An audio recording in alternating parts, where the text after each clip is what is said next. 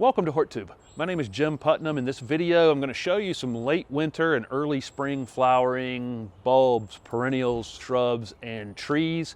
I have tens of thousands of photos and little video snippets I've taken over the years. I'm going to start arranging these into, into different groupings. And like I say, this will be things that flower in the late winter and early spring. There's 20 in this video. There'll be multiple videos because like I say, I have tons and tons of these. These are little short snippets. I put the Latin name at the bottom.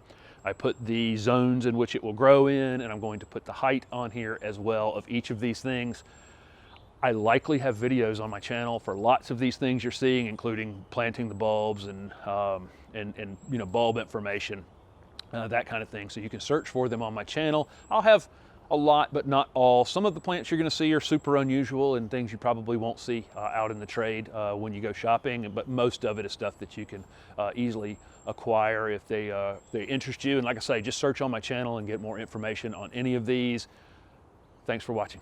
All right, so I'll get started with one of my favorite late winter flowering trees. This is a star magnolia, wonderful, fragrant flowers. Sometimes depending on how the late freezes and frosts line up, they can get some damage. Royal Star is one of the best varieties that National Arboretum did.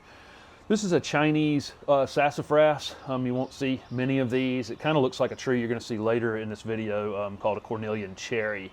Really beautiful early spring flowering. Yellow, obviously you can see, just great plant. Daffodils, everybody knows daffodils, or narcissus, jonquils. They go by lots of different names. That one right there is called tete-a-tete with the small little flowers on it, all different colors and sizes and shapes. The great thing about daffodils is almost everybody in the U.S. can grow them. A lot of the bulbs need more cold than we have in the South. This is Edgeworthia or paper bush. Beautiful, beautiful plant. This one right here is at J.C. Ralston Arboretum. It's called Snow Globe, this variety. Just beautiful, super fragrant flowers. Just so interesting. The flowers face downward. Just a really super interesting plant.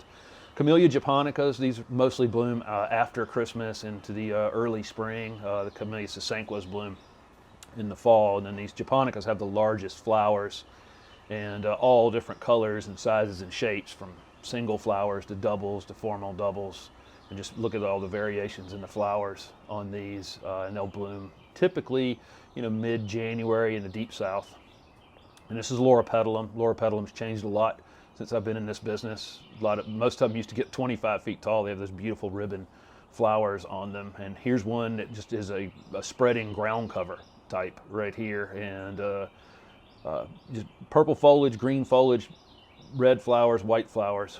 Here's Silla. This is a great bulbs, tiny little bulbs that put on a big show every spring. If you get a chance to see these. And the Hellebores, these are my favorites. I think most people know that. I think I have a lot of photos in this video of Hellebores. It's maybe the longest section. These are going to be a evergreen in the South. A lot of people in the U.S. can grow Hellebores, very long bloomed, start in the South and in as early as January and just keep right on blooming, typically right into April and May, with lots and lots of different colors and forms. This is Alabama snow wreath. It's a native plant to the Southeast. You don't see it a whole lot. It's actually a great plant, like 3 to 4 feet by 3 to 4 feet in height. Super showy in the spring. This is that Cornelian cherry, or a Japanese dogwood. Beautiful yellow flowers. You don't see this plant very often, but when I see it, it's got beautiful winter bark as well. Really a four-season interest plant, but it blooms yellow like this, and a native to Japan. Let's see, this is Iris reticulata. You'll see these irises, super early blooming irises that lots and lots of people can grow across the whole country, but they really, really put on a show in the early spring. This is a plant, this is one of the calorie pears. This one's called Edgewood.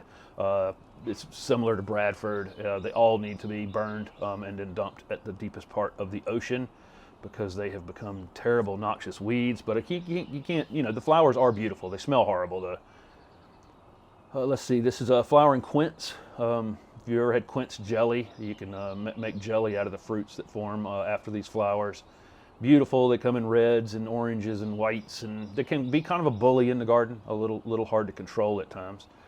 Forsythia, of course, everybody knows Forsythia, and there's tons and tons of varieties Forsythia, and you know, they can be a bully too. It can kind of take over some space. I used them for a screening plant at my last house, and they actually work pretty well. Even though they lose their leaves in the winter, they get so thick and dense. There's a more upright one here.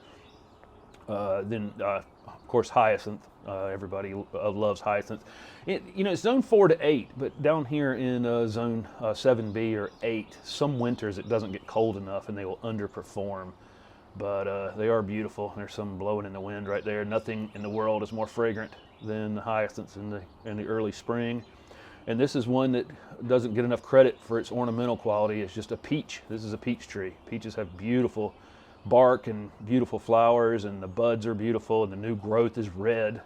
Just great plants. This is a Chinese red bud. I'll show native red buds in another one. These are very upright, narrow growing. So they tend to work really well in narrow spaces along sidewalks and things like that. Really good choice. Not a lot of good choices for small ornamental trees. That's a Chinese red bud. This is a slender Mahoning. I'll show you a couple other Mahonias, but these are great for fragrant flowers in the late winter that the bees absolutely love. It gives the pollinators an early start in the spring. They're evergreen. This is a Spiraea thunbergii. This one's called Fugino Pink. It's got pink buds that open white. I see these frequently butchered. People prune them into little balls and don't allow them to do what the one you're seeing right here is doing, which is, you see how it has that little pink in the flower? But look how this thing blows around in the wind and how beautiful it is in the late winter and early spring. But again, it's got to be allowed to grow like this in order to do this. This is Daphne. This is probably one of my favorite winter flowering plants. They're evergreen, super fragrant, actually in the same family as Edgeworthia, but the flowers point upward. One of the most fragrant shrubs there is. A little hard to grow. It needs to be raised up. Doesn't like wet feet, but you really can't beat the smell of winter Daphne. So like I said, this is completely random. Bulbs, trees, perennials, and shrubs all put together. The second video will be up very soon. Thanks for watching. Don't forget to subscribe to my channel for upcoming content.